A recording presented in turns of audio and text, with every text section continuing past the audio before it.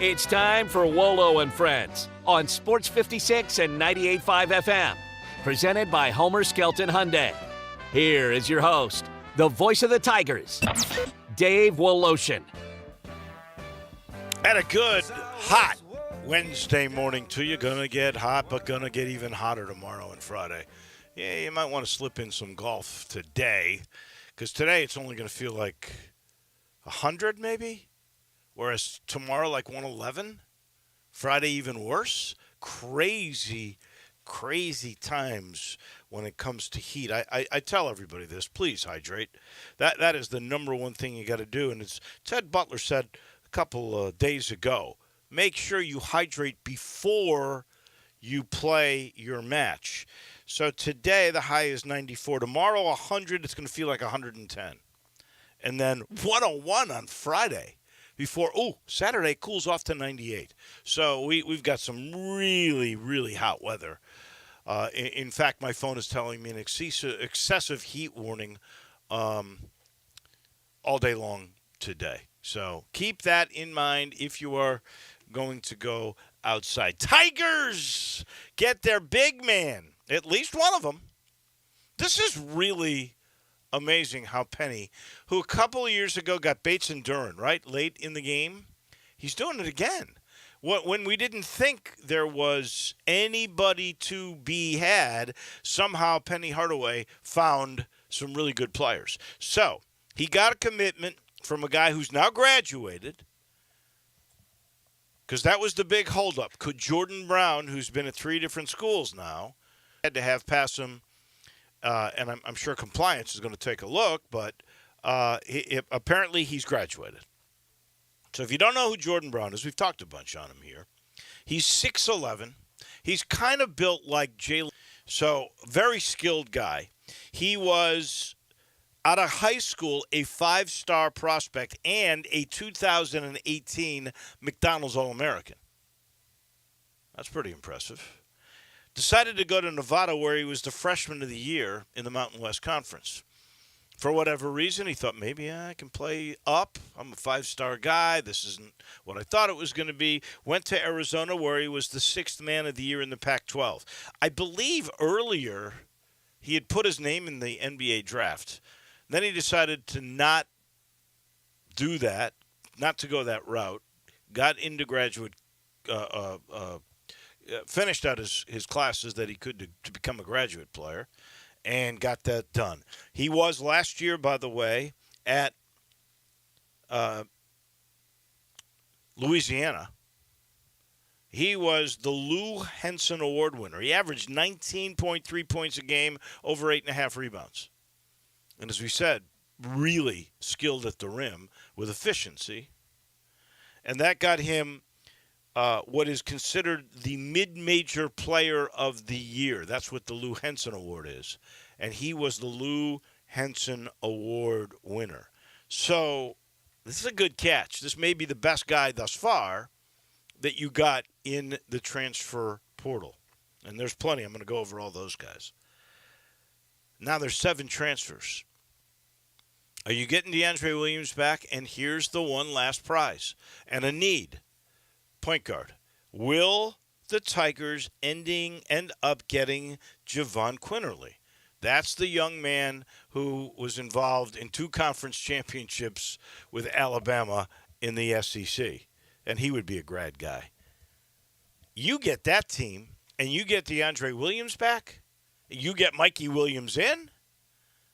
Wow. That's a much better team than last year. A team that last year could have gone, with the way it was playing out, had they gotten a timeout called, could have gone to the Final Four. It's just amazing how at the last second this team is coming together. So let's just go over this. You got Brown. He's the 7th of the incoming transfers. Like I said, we've never seen this happen before. I haven't. I don't know, you've been in coaching, so you've seen it as a player and as a coach. Have you ever seen only one player back on a college basketball team? No, we saw in the women's last year with LSU, but never in the men's game, never in my life. But if it's happening in their game for the same reasons it's happening in the men's game, then I guess that makes sense. NIL and portal are changing everything. That's right. So this is probably not the last time this is going to happen. It's also a little bit more wide open than it will be once the COVID extra year goes away. And that's going to go. I don't know if this is the last year of that or not. So COVID was what, 1920, right? 1920. So go for freshmen there, go 4 years. We may have one more year, actually, before it's all said and done. But Brown is the seventh. Here are the others. You got Caleb Mills, the guard from Florida State, who was also a highly regarded prospect. Like Javon Quinley, who's a five-star guy out of high school, too. I don't know if he was a McDonald's All-American like Brown, but that would be 2 5-star guys on your squad. If Mikey Williams joins, if he's eligible to play and gets past his legal troubles, that would be 3 5-star guys on your team. Whoa. So Caleb Mills, who probably was a 4-star guy, and at one time was the preseason conference player of the year in the American, he is in as a guard. You've got the kid from St. John's, a forward, David Jones. You've got Tifael Leonard, who's the wing player from Middle Tennessee State that a lot of people thought would be a second-round draft choice had he stayed in the draft. So he's a really, really solid player. Then you've got Nick Jourdain from Temple, who is a really good 7th or 8th guy. I mean, a really good 7th or 8th guy. He's a role player, a rim protector, a good body in the middle. If you get into foul trouble on this team, no sweat. You got plenty of guys who can plug in. Then you've got Jalen Young, who will be your point guard if you don't get Quinterly.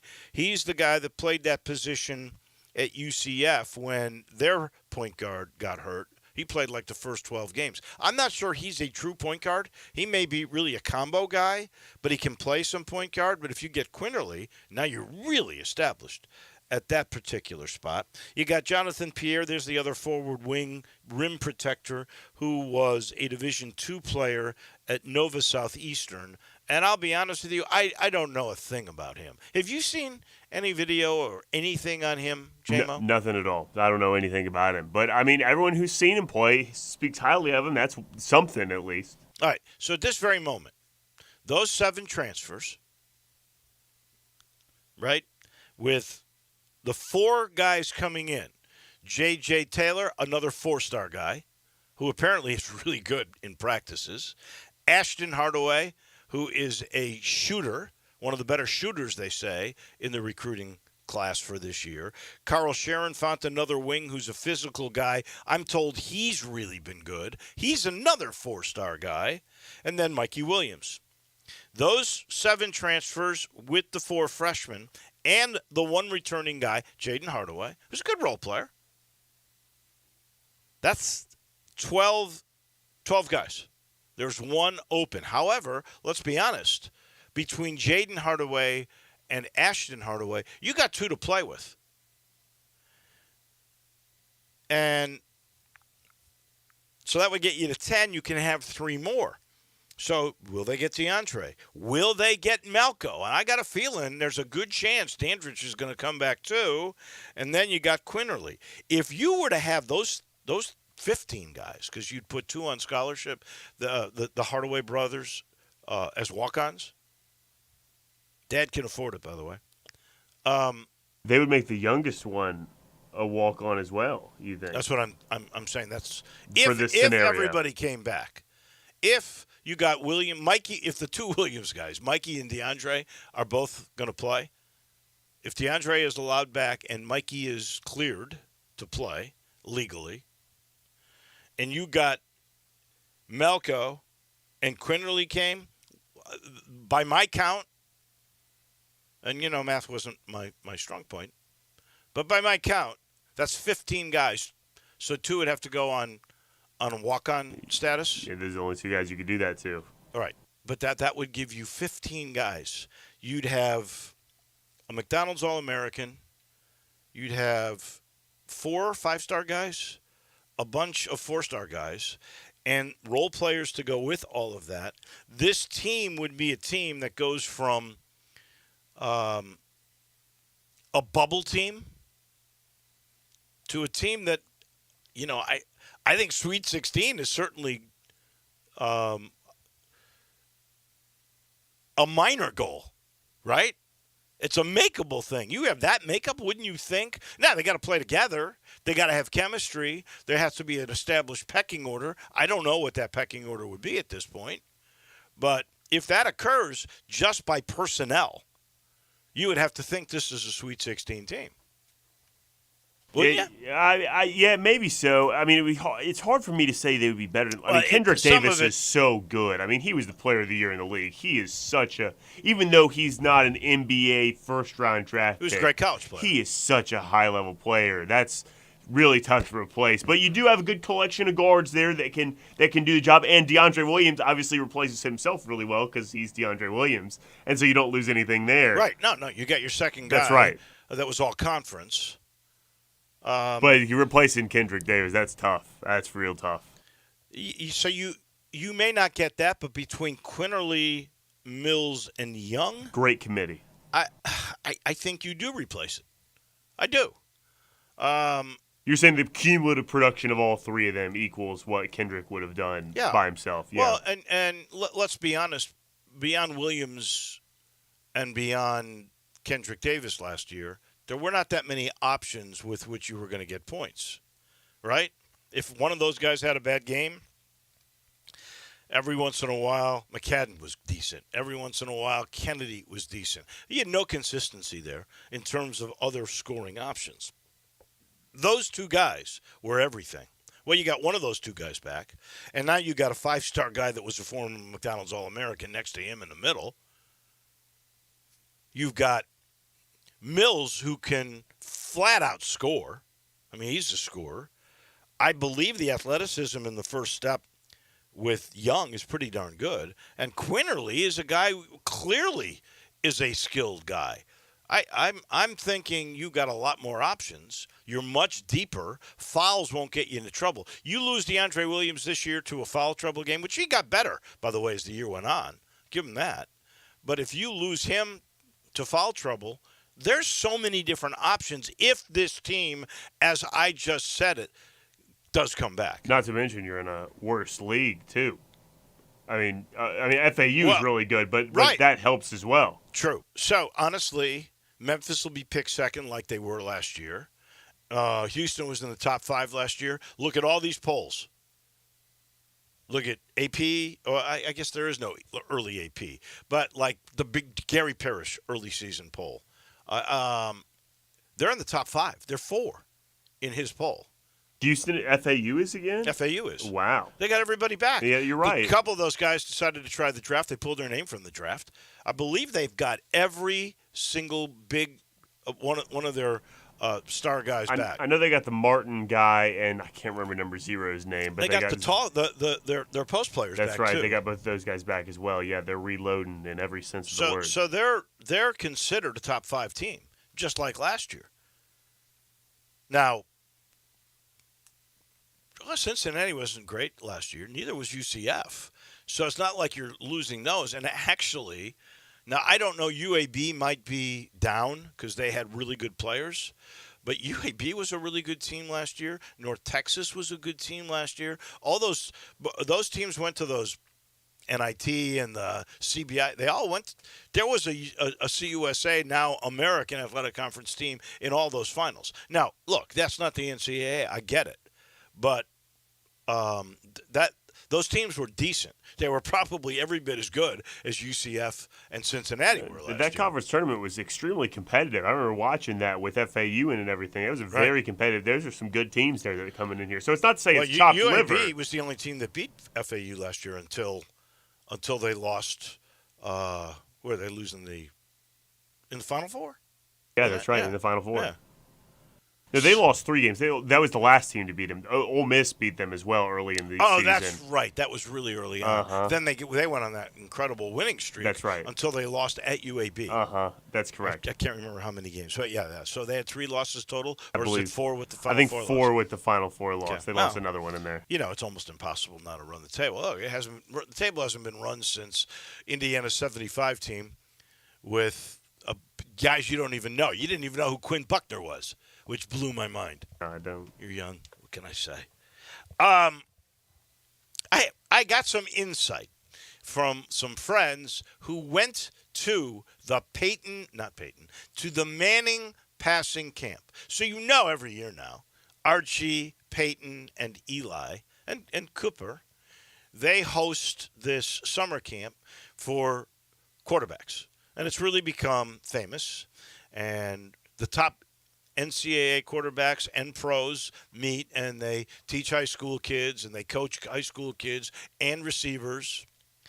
And Seth Hennigan was maybe the second best quarterback in the entire whole camp. The Mannings were incredibly impressed. His accuracy might have been the best of anybody on short routes. It was pretty good long routes and excellent middle routes. The guy that blew everybody away, apparently, was the North Carolina quarterback, Drake May. He apparently, like the ball just explodes out of his hand to every route that he throws. He was, they said, the most impressive of all the young quarterbacks. Hennigan might have been next. Now, the guy that had the best arm strength was Joe Milton, who, of course, will be Tennessee's quarterback. That's great news to hear. So listen to this.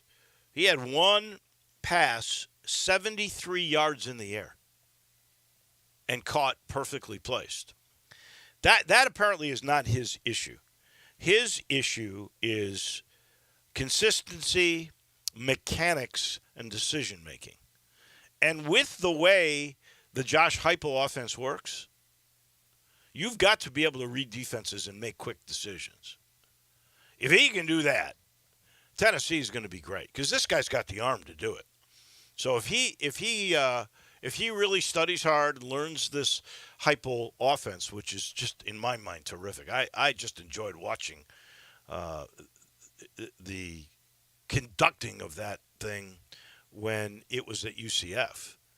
And I knew that was a great hire for Tennessee when they got Heupel. Getting this guy, because he was at Michigan, this is a big get. And he's got the great arm. If he can master learning that offense and reading defenses and keeping his feet set in terms of mechanics, Tennessee's going to be really good. But that is sort of what happened at the Manning passing camp this past week, and I got some spies that were there. You know, they CBS put out because we talked earlier about the 2024 strength of schedule, or not strength of schedule, the oppositions for 24 when Texas and Oklahoma come into the SEC, and everybody was going crazy about that and the rivalry games and all that. And it's only 1 year because they could go to 9. I think they probably will go to 9. But in the meantime, they came out with the 2023 strength of schedule, the toughest schedule, according to CBS, pouring through the opponents, where they're played, and including the SEC games. Florida has the hardest schedule of any team next year in the SEC. You know who is second? Vanderbilt. No. I don't know. They had the second easiest. I'll get to Oh, that. that's too bad, I'm afraid. I don't know. No, you'll hear the games right here. Oh, the Rebs. Ole Miss had the second hardest schedule. South Carolina had the third hardest. As they should, though. Ole Miss's schedule was so easy last year. They cakewalked into 8 wins at the beginning of the year. They had that first 8-run deal. Well, it's being made up this year. Good deal. Then South Carolina is number 3, and Alabama, which always has a tough schedule, they are 4th. The easiest schedule, I'll do it backwards. So the 4th easiest schedule is A&M.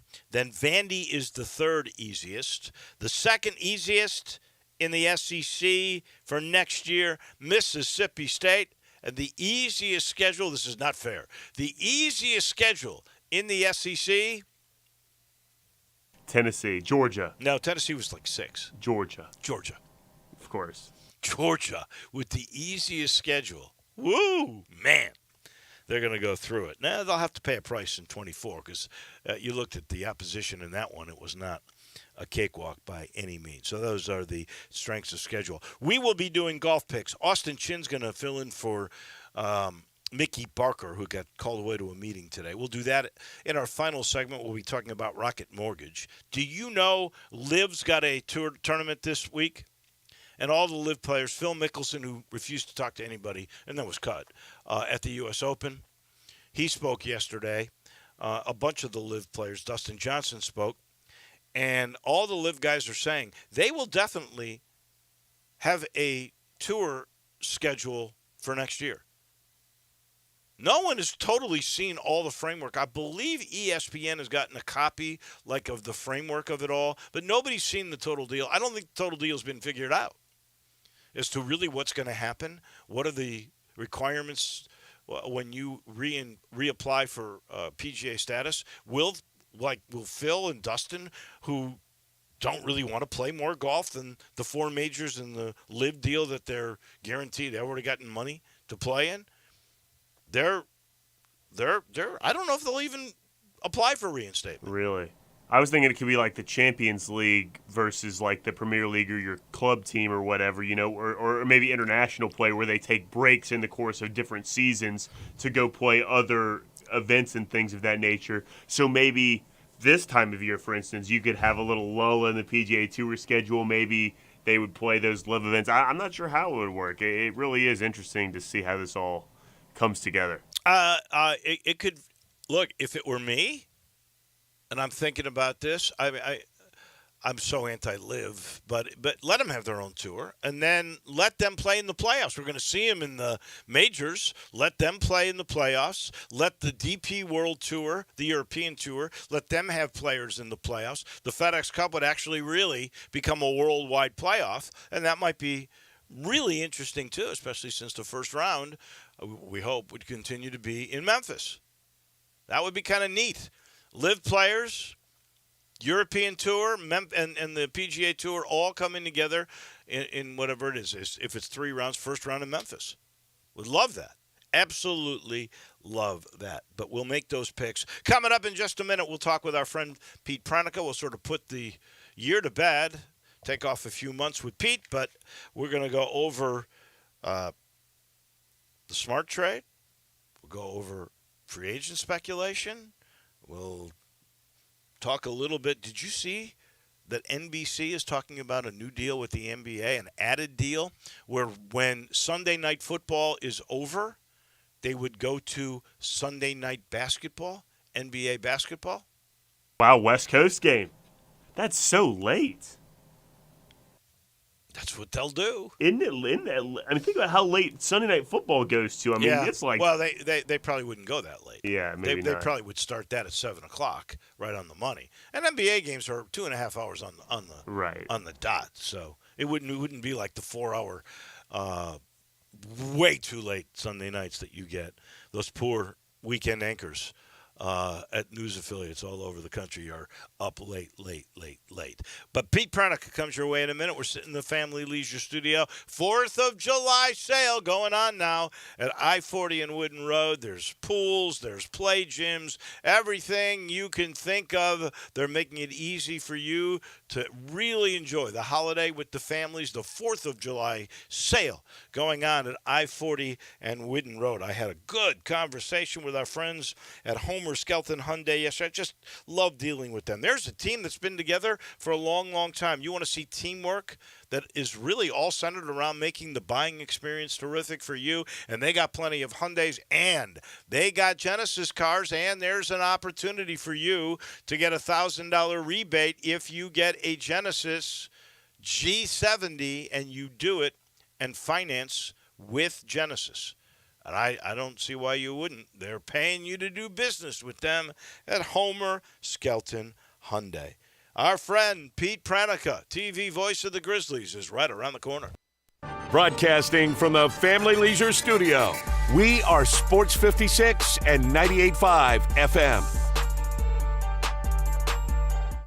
Hot wings. What's your favorite flavor? The Crazy Coop has 27 delicious flavors to choose from and counting, like the Buffalo Ranch, a perfect combo of ranch seasoning with a little kick. Mango habanero, sweet taste of mango followed by the heat. Or sweet maple bourbon. The taste will remind you of chicken and waffles. And that's just 3 of the amazing 27 chicken wing seasonings that you can get at the Crazy Coop in Bartlett at 7199 Stage Road, and now open the Crazy Coop Express at 1315 Ridgeway off Poplar. Some like it hot. How about the Crazy Sweet Lemon Pepper Hot or Crazy Suicide? Can't take the heat? Get the 4 cheese roasted garlic or barbecue bacon bourbon. How's this for a Crazy Coop special? Choose between 3 whole wings or 6 party wings, 1 seasoning, regular fry, and drink for $9.99. Now those are crazy good prices. The Crazy Coop, 2 locations, 7199 Highway 64 between Appleton and Kirby Whitten, and 1315 Ridgeway off Poplar. Family owned and operated, the Crazy Coop. Hi, this is Troy Fiveash, owner of Fiveash Roofing. In these uncertain economic times, there are so many things as a contractor and a business owner that I cannot control.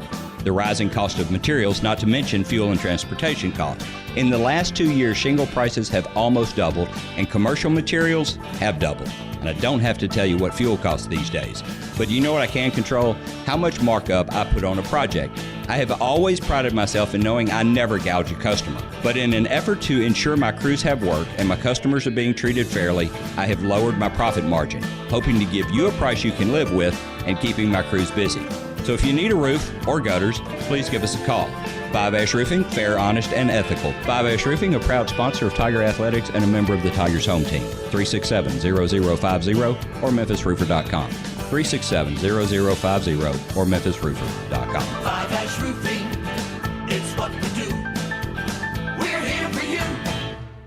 I'm Gary York. I'm the service director at Lexus of Memphis. Our service department wants to be more than just a place where you get your oil changed. We do glass repair, windshield replacement, recalibration of your camera and sonar systems, even wheel repair, tire replacement, all the things you would expect from a luxury automotive dealer. Please check out our website. You can schedule your appointment, check out our specials, hours of operation, or if you'd like to do it in person, please reach out to one of our associates at 901-271-5199. Now, back to Wolo and Friends on Sports 56 and 98.5 FM, presented by Homer Skelton Hyundai. Here once again is the voice of the Tigers, Dave Woloshin. Welcome back in. I've got Conway in my driveway right now. I'm a firm believer in Conway. We had a little oopsie. One of our units in the bedroom, by the way, went out. And because we're Comfort Club members, they came right away. I love them for that. They take care of you. 384-3511.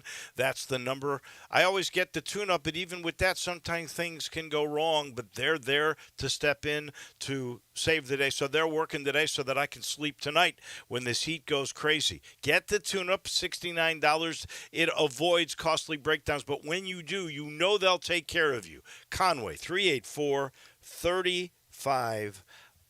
Final get-together for a while with our friend Pete Pranica, TV voice of the Grizz. We hope to pick this thing back up next fall. But, Pete, let me start off with what did you think of last Thursday night? The draft, the trade, Marcus Smart coming, flexibility still with an open roster spot. How do you think Zach Kleiman and company did a week ago? Good morning. Good morning. I think they did well to get Marcus Smart. That was something that was not on anybody's radar. And, the Grizzlies, the beneficiary of Malcolm Brogdon's bad elbow that the Clippers ducked out of the deal. Right.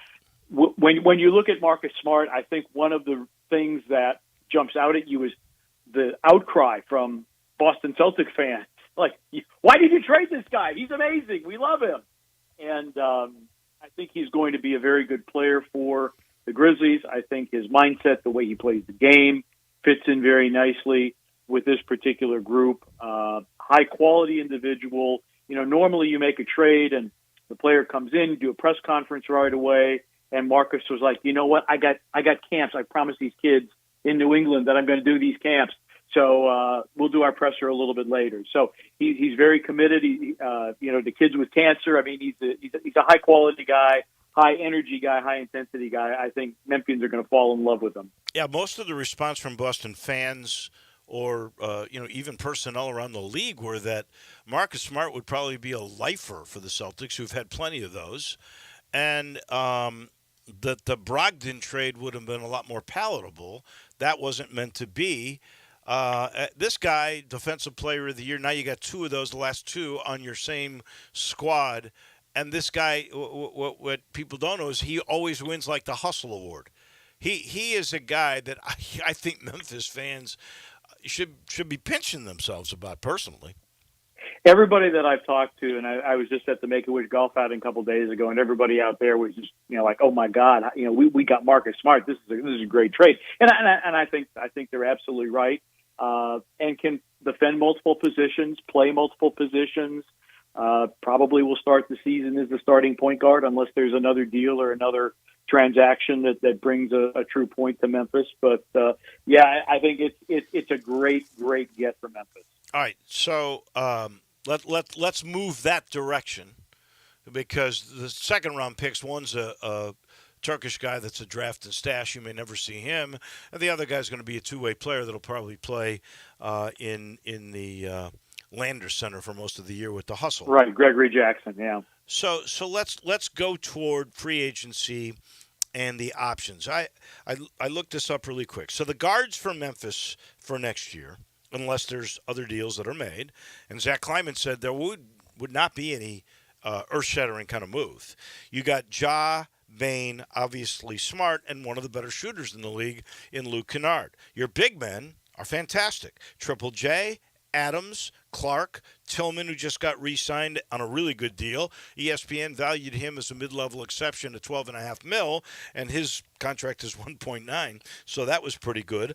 Aldama, who's got a big upside. Lofton, who they signed because they were pressed for big bodies last year, but is a really good offensive player. So you're pretty good at the bigs. The wings, though, are Conchar, Zaire Williams, Roddy LaRavia.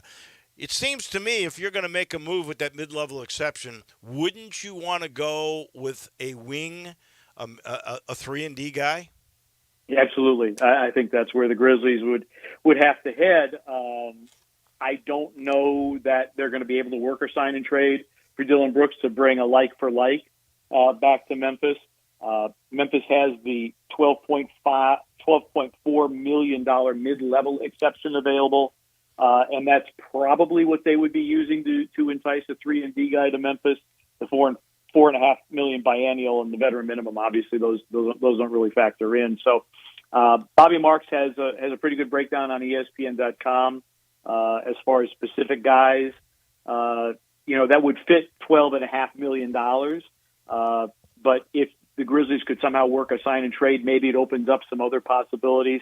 I think what you're going to have to get somebody who's a little longer because even Dylan Brooks could guard threes, little undersized. Marcus Smart is undersized, as a wing defender. Now the effort and intensity is going to be there, but the length is not going to be there. So can you get a longer guy to be a 3-and-D guy? That has to be where the Grizzlies are going. And then you also have to think about what do you want to do to shore up the point guard spot? Because, you can have Marcus Smart. Well, you really don't have a backup unless maybe you bring Jacob Gilyard, two-way guy from last year who had a fantastic season finale against Oklahoma City. Would you bring him into the full roster? Because I think if you're going to the season and Marcus Smart's going to be your guy, Ja's out 25 games, assuming it's only 25 games that, he meets the criteria the NBA sets, you don't have anybody else. Desmond Bain can be a playmaker. Can Zaire Williams be a playmaker? Yeah, but now you're kind of patchworking it. And I'm a guy, I always like to be too deep at every position. But you're right, the Grizzlies are much deeper at the bigs than they are at the backcourt. Couldn't you have Bain be your backup guy? I mean, he was doing a bunch of that and seems to. And you're about to sign him. I should ask you: is he going to get a Ja-like contract starting maybe tomorrow or Friday? He'll get his bag. I guarantee. How big that bag is going to be, I don't know. Yeah, I mean, Des can do that. But you're talking about 25 games. You're also talking about a guy coming off toe surgery. I I just like to have two true points. Smart is kind of a combo guy. Morant obviously is a true point. Gilliard is a true point. I think you can patchwork it for 25 games. I don't think you want to do that over the long haul, but the greater need, I think, as we both agree, is going to be a long 3-and-D guy. Yeah. All right. So if ESPN is valuing Tillman at pretty much that kind of talent level for the mid-level exception, what kind of a guy with what you're describing, the 3-and-D, little longer than Dylan Brooks, longer than Marcus Smart, who's out there that would entice you? And how would it work if Dylan Brooks were involved in a sign and trade where you would think you could get a little bit more value than the 12.4? Right. Well, yeah, if you do a sign and trade, you might get a greater value and a slightly better player. Bobby Marks is thrown out there. George Niang, who's played with Utah, and he's played with Philadelphia last year, loves to shoot the three ball. He mentions Kelly Oubre Jr., who is intriguing, has had his injuries, but is a guy who can get very, very hot shooting the three ball. He mentions Joe Ingles. Joe Ingles is not going to be a strong defender, but he's a smart, high IQ basketball guy and certainly a great three-point shooter. Another guy that Bobby Marks mentions is Cam Reddish, who's bounced around, and I think he just needs to be in the right situation because, he was in New York and they wouldn't play him. He was in Atlanta and things didn't work out there. So, those are the guys that Bobby Marks is saying would fit into the $12.4 million mid-level exception. Again, if you get a Dylan Brooks sign and trade, maybe you get a little bit better value and you may be able to take a step up in terms of the quality of player. I really don't know and can't speak to how challenging it will be to do a sign and trade for Dylan, because then you've got to sign him to a certain size contract. And then I think, there are guaranteed years and all kinds of salary cap stuff that I just don't bother myself with because it's too complex. Yeah. Free agency is going to be, I think, intriguing. Draymond Green is going to be out there. James Harden's out there again. What do you think are the biggest free agent stories and prognosticate, speculate, if you will, on what you think will happen when the smoke clears? I think Draymond Green goes back to Golden State. I know that Sacramento has a ton of cap room, and they're very desirous of adding him. Golden State feels that their championship window is still open.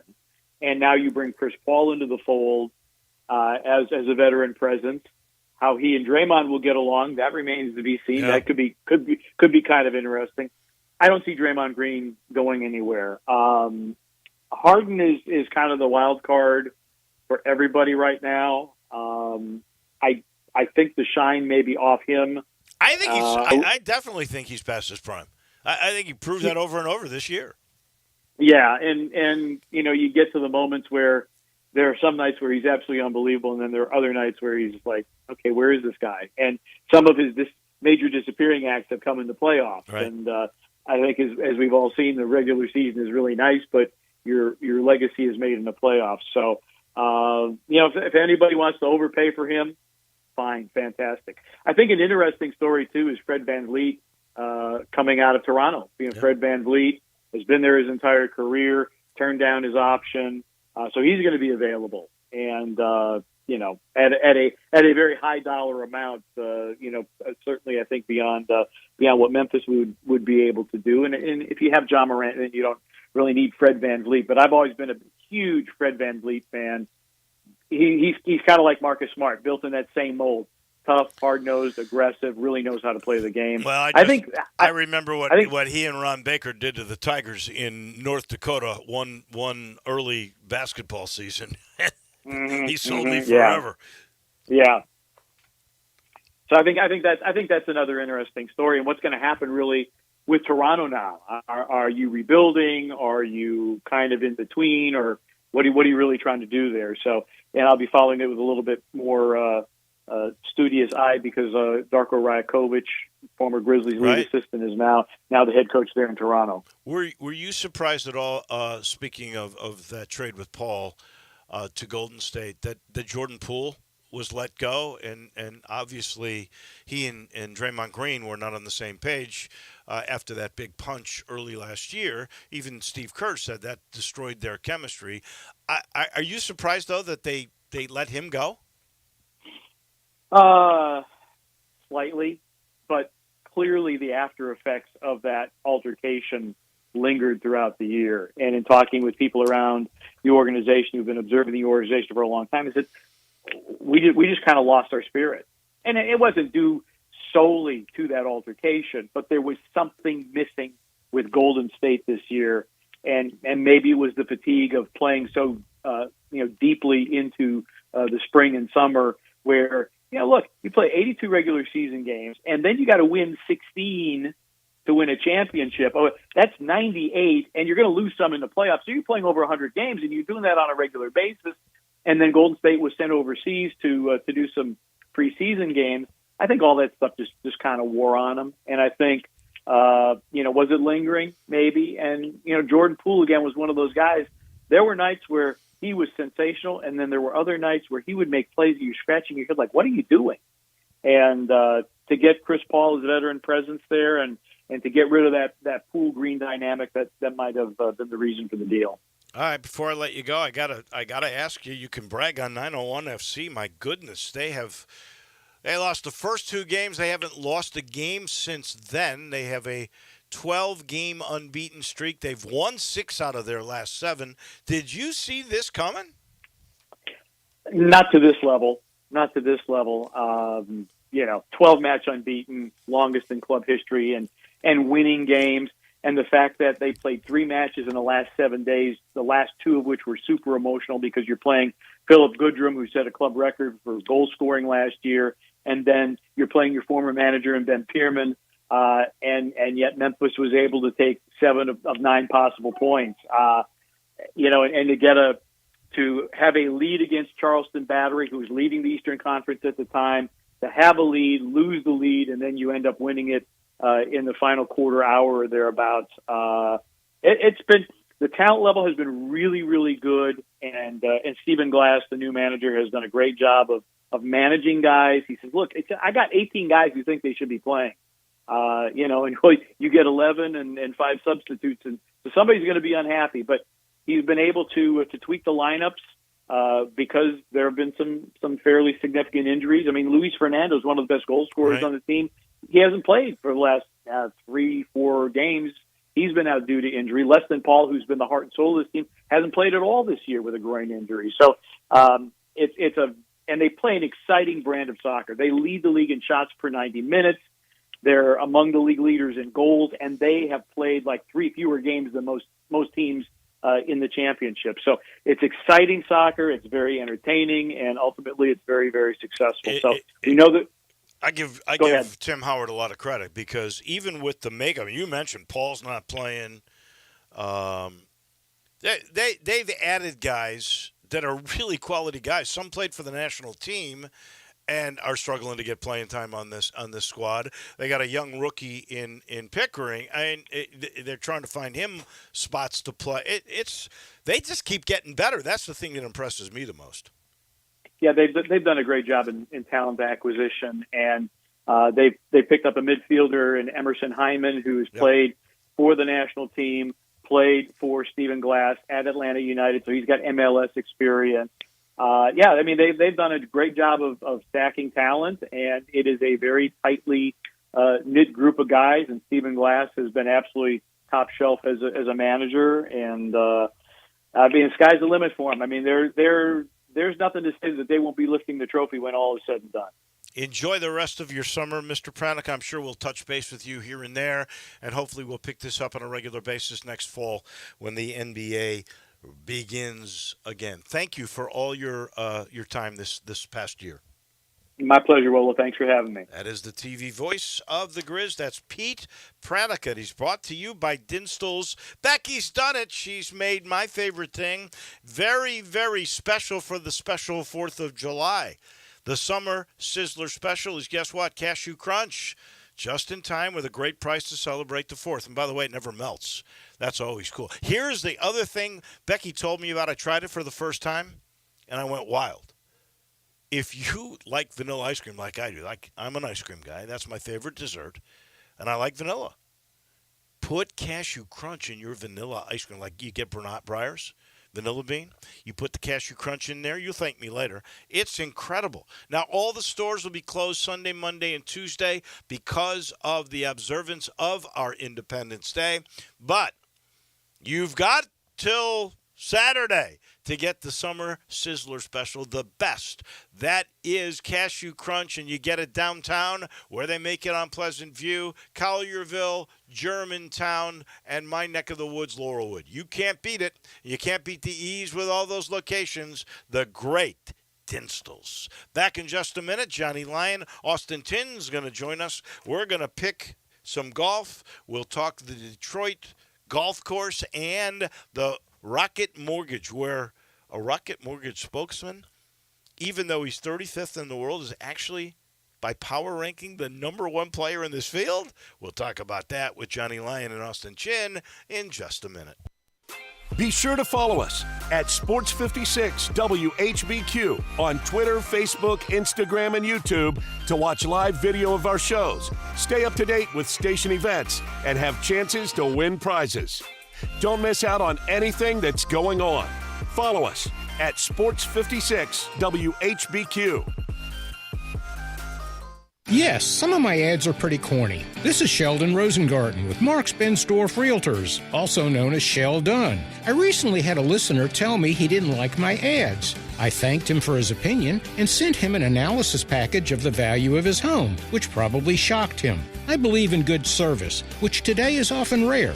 And in selling homes for so many years, I have found that I do sometimes shock people, more often with my bottom line honesty. So if you're thinking of selling your home, which is often someone's biggest investment, talk to 2 to 3 real estate brokers, but make sure that I am one of them. Find out why people often say that when you want the job done, call Shell Dunn at 483-0546 or memphisrelocate.com. And if you don't like my ads, change the station. Oh, no, don't do that. Keep it right here and send me a note to complain at memphisrelocate.com or call me at 483-0546 and ask for Mr. Three Putt. Thank you for listening, and go Tigers. At Jason's Deli, when you're dining in or picking up curbside, you can expect wholesome food and no surprises, just delicious sandwiches, crisp salads, and quick quality meals made with the freshest ingredients and no artificial trans fats, MSG, high fructose corn syrup, or artificial colors and dyes. Around here, a lot of thought goes into what we put into our food and what we take out of it, because you're not just taking a bite, you're getting a taste of who we are. New items are constantly being created to expand our menu for all tastes and special diets with vegan and gluten-free options available. Convenience and on-time delivery you can count on. It's just a click away at jasonsdeli.com, so whether you need to feed 5 people or 5,000, the team at Jason's Deli, they have the credentials and the commitment to keep you satisfied. Freshness is nearby at Jason's Deli, with locations at Ridgeway in the Park Place Center, Poplar and Highland, Germantown Road in Cordova, and on Goodman Road in Olive Branch. Jason's Deli. It's wholesome food and no surprises. Baseball season is in full swing, and there's no better place to get in on the action than FanDuel, America's #1 sportsbook. Because right now, new customers get a no-sweat first bet up to $1,000. That's $1,000 back in bonus bets if your first bet doesn't win.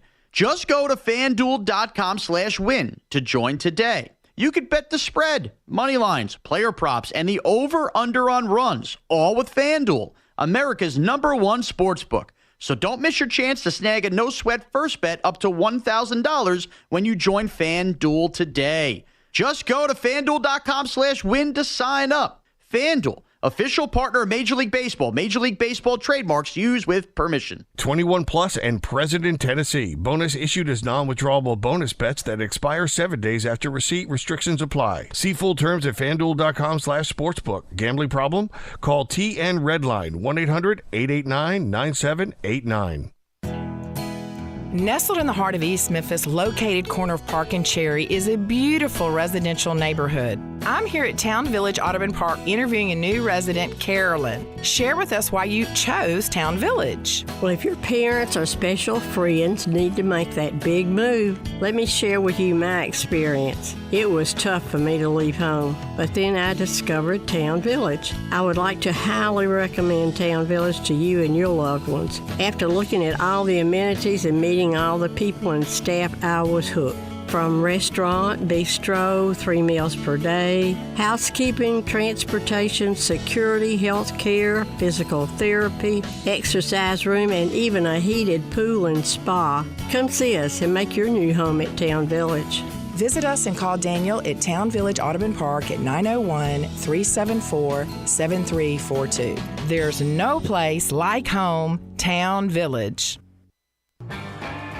Now back to Wolo and Friends on Sports 56 and 98.5 FM, presented by Homer Skelton Hyundai. Here once again is the voice of the Tigers, Dave Woloshin. Welcome back in. Mickey Barker out. Austin Chin, second in command of Memphis City Golf, filling in. Last time he did a really good. I think he won something for Mickey Barker last year. So he'll be in on the action, and I'm going to start with you, Austin. Tell me, you opened Pine Hill last week. I know we had a soft opening a couple of weeks prior to that. What are the report card reviews? Hey, guys. Happy to be on today. I was out there for the first tee shot, and I was out there, all morning seeing everyone, welcoming them to the golf course. Not a whole lot of negatives. Everyone was very excited to get the golf course open, to see their golf course, back in operation and see the redesign. So I heard a lot of positive things from around the city. I believe it was a great redo because you kept the character of most of the holes. You changed some holes, but they're gorgeous. Some of them are hard, and there's a lot of water that comes into play. Yeah, the front nine plays significantly shorter than the back nine. So, the added water features, the changing, rerouting of some of the holes, number 9 and 18 might be some of the most difficult holes we have in the city. Right. Having to hit it, navigate around the water, that's just something we don't have at a lot of our golf courses. All right, last thing in this regard, what's the update on Audubon? When do you think you'll have those courses? Because there's a 6-hole executive course and then an 18-hole championship course. What kind of calendar date are we looking for that? I don't know if I can reveal that date, but I can reveal. I can reveal that we are going to rebrand the property. So the 6-hole short course will be called the Little Course at Cherry Road. Really? Since everything's being moved to Cherry Road. Yeah. Yeah, the Little Course at Cherry Road. Will the other be the big course at Cherry Road? I don't know yet. I don't know. You know, but you're not saying. All right, Austin, we thank you. Johnny Lyon, I got to ask you a little bit about what the folks at LIV are saying now. They think there will be a LIV tour next year for sure. We're not getting a whole lot of details. There is a framework out that ESPN's got. What's your sense of what will happen? How that might affect Memphis? Do you think we'll have 3 tours with a playoff starting in Memphis the year after? Do not think so. I think it'll take longer than that, but there hadn't been much talk about the LIV Tour lately. Monahan said he had some kind of a health issue, and all last week at the Travelers, there wasn't a word spoken about the LIV Tour. It was kind of like, let's move on. So, but that was a good one last week. Keegan Bradley. Yeah, it was really good. Surprised a lot of people. He did. And you maintain first place with $17.75 million. Mickey's behind you by about 2. I'm about 3, maybe a little less than that. And JMO brings up the rear. This golf course is the Detroit Golf Club. It was actually formed in 1889. A lot of history here. I think it's the 5th year they're playing here. Tony Finau is the defending champion. And it's weird. Johnny, because they play 17 holes. It's a 36-hole facility. They play 17 holes on one course and one on the other. You know much more about it than that? No, I read that. It's basically a combination of both 18s, but it's mainly the North course, I believe. But, it's a famous old golf course, like I said, built over 125 years ago or something. So, it ought to be. I mean, I don't really think it's going to be long enough to these guys, they just dominate these courses. I mean, 28 under. You remember when John Cook broke the tour record 26 at the St. under. Jude Classic? Yeah, 26 under in 1996. Yeah. That was unheard of, and now they're totally destroying these golf courses. Well, they redid Southwind after that. They were so embarrassed by it. And then last week, Keegan was 26 under at one point before he faltered on 3 holes, but he had a 6-shot lead, so it really did not matter. I have no idea what they'll shoot here. I know the number 35 player, who is the big spokesman for Rocket Mortgage, is actually the power rank number 1 for this tournament. It's an $8.8 million tournament, not a $20 million. The winner's only going to get $1.5 million instead of the $3.6. Tough times for those PGA Tour players. J-Mo, you get to pick first. You going, Ricky? Yeah, he's the hottest golfer in this tournament, at least. I got to go Ricky. He's going to turn one of these into a win. And why not at a place that is his corporate sponsor? Why not? Boy. All right. I'm going to go with the defending champion. I'll go with Finau. Oh, he was incredible last year in this tournament. Austin, who you've been really good for, Mickey. You going to do it to us again? I met this guy last year at Overton Park, and he was one of the nicest people I've ever met. Colin Morikawa. Wow. He's my pick. All right, Morikawa. Lot of talent still there for you, Johnny. Yep. I'm going to have to go with Justin Thomas. JT, who did bounce back from that 81 in the second round of the U.S. Open. He shot a 62 last week. J-Mo, who's your second lock? How about Tom Kim for me, please? Okay. Like that. I'm going to go with Max Homa. I'm ready for him to bounce back.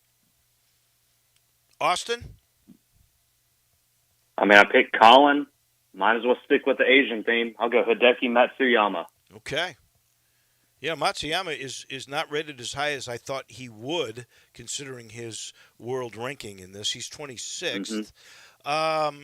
So you go Hideki. Johnny? Going to have to go with Keegan Bradley. Keegan. He's not going to win 2 times in a row. No way. No way. All right. That's what people said about Tony Finau. That's true. Your shocker.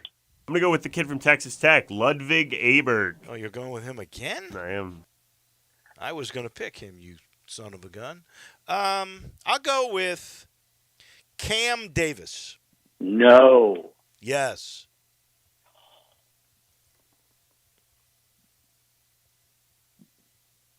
And I'm going to go with Austin Ekro. I know Johnny wanted him. He took him last week. Yeah. Who you going with, Johnny? I'm going with another hot player, Chev Reavie. Who? Chev Reavie. Ches Reavie. Ches Reavie. Oh yeah, he's below 50. Yeah, he was great last week. Ches Reavie. All right. Yeah, 76, yeah. All right. So, J-Mo's got Ricky Fowler, Tom Kim, and Ludwig Aberg. I've got Finau, Homa, Cam Davis. Austin's got Morikawa, Hideki Matsuyama, Austin Ekroat, and Johnny's got Justin Thomas, Keegan Bradley, and Ches Reavie. Guys, good luck. Thank you. We're by the way, we need to tell Mickey this, Austin. We're off next week for the holiday, but we'll be back in 2 weeks, okay? Got it. All right. Duly noted. Thank you. Thank you, guys. We appreciate it. Those are our picks, and they are in, and they're brought to you by Grind City, that wonderful Memphis brewery just north of downtown that beautiful expanse, like 3-4 blocks north of the bridge. You got a great view of the M Bridge. You got this little park. It's got picnic tables with tents, and then there's the brewery, which is this modern, beautiful building, and they got product inside you can get, or you can get it in spirit shops all over town. I love everything about the Grind City. I love what the doctor ordered. That's the Pilsner, Poppy's Pills. You've had that. You've loved it. The Godhopper, everybody talks about that pale ale. Then there's the new ones, the Thaddeus Amber Lager and the Belga, the Belgian-style wheat ale, a little like Blue Moon. It's outstanding. They got a new logo, but it's the same old fantastic product. Go visit them or go buy it in your spirit shops. It's all Memphis. It's Grind City Brewing. That'll do it for us. Next tomorrow we got a good one. We got NFL, USFL, the championship game. We'll talk with Russell Copeland about that. Jarvo will join us. We'll talk about what the Grizzlies might be doing. Who knows? All that fun is tomorrow. I know for sure Johnny Radio is next. Have a great day, everyone. Homer Skelton Hyundai.